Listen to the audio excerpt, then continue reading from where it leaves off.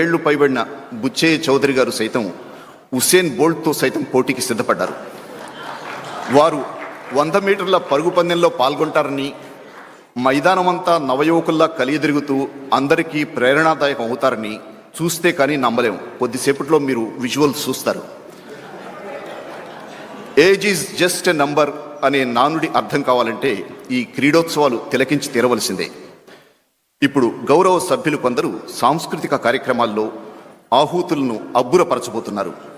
ఈ కార్యక్రమానికి ప్రేరణనిచ్చిన ముఖ్యమంత్రి గారికి, మార్గదర్శకత్వం వహించి ముందుండి నడిపించిన గౌరవ స్పీకర్ గారికి, ప్రోత్సహించిన గౌరవ చైర్మన్ గారికి, సహకరించిన ఆయా శాఖల మంత్రివర్యులకు, అధికార గణానికి, శాసన వ్యవస్థ సచివాలయ సిబ్బందికి, మార్షల్స్కు, భద్రతా సిబ్బందికి అందరికీ పేరు పేరున కృతజ్ఞతలు.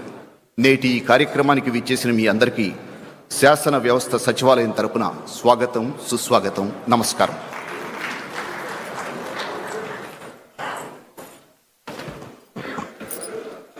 ధన్యవాదాలు సార్.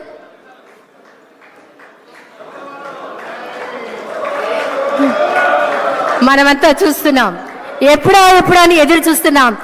ఏమంటివి ఎంత మాట! ఆచార్య దేవ, విశ్వవిఖ్యాత నట సార్వభౌమ ఎన్టీఆర్ గారి అమోఘమైన అద్భుతమైనటువంటి ప్రపంచమంతా పేరు ప్రఖ్యాతులు సంపాదించిన ఒక దుర్యోధనుడి పాత్రను ఇప్పుడు మనమంతా వీక్షించబోతున్నాం. వారే రెడీగా ఉన్నారు, సిద్ధంగా ఉన్నారు. శాసనసభ ఉపసభాపతి, RRR గా ప్రసిద్ధి చెందిన శ్రీ కె రఘురామకృష్ణన్ రాజు గారి దుర్యోధన ఏకపాత్రాభినయం. ఒక్కసారి మనం ముందుగానే కర్తాళ ధ్వనులు అందిద్దామా సార్, ప్లీజ్.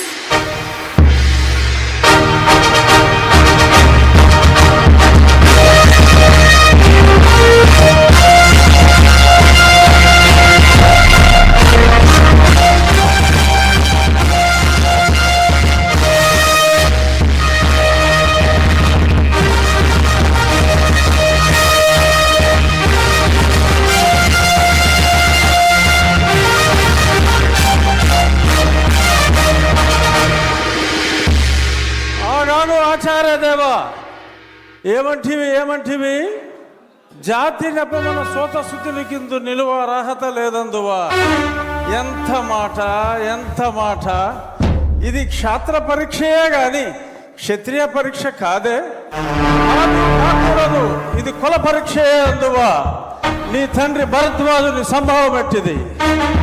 అతి దుభుక్షాకరమైన నీ సంభవం ఎట్టిది. కులలో పుట్టిదివి కదయ్యా, నీదే కులము. అంతేగాక ఈ